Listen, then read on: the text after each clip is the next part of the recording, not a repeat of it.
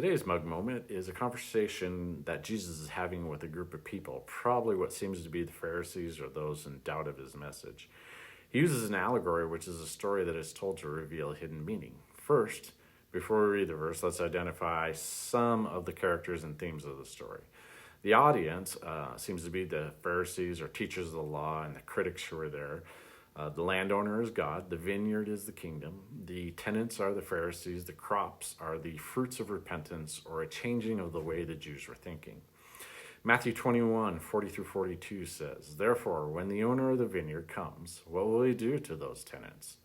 "He will bring those wretches to a wretched end," they replied, "and he will rent the vineyard to other tenants, who will give him his share of the crop at harvest time."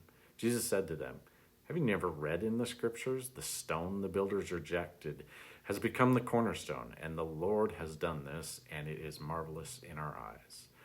Jesus was always trying to get his audience to think differently than their old covenant view had led them. He was introducing them to the idea of a new covenant built on grace and not a list of demands.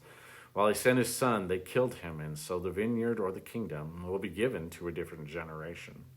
This generation of the vine grower, or this generation that Jesus was speaking to in verse 41, is no doubt the judgment that God would bring on Jerusalem and the temple through the Roman invasion in AD 70. And so you see the rejection of Jesus connected with judgment of the leaders and the critics of him.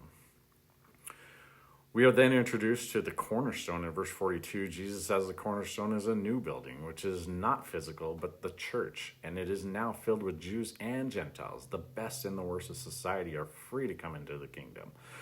And the fruits of repentance are produced because we think differently about the law and performance. Grace is God's commodity now, and we have none of it on our own. The only way to get this commodity is by belief and faith, and you cannot save it up or stockpile it. We get it as we need it. This is the new covenant in one body, living stones in a new spiritual table with us in faith in Jesus Christ. Grace to you.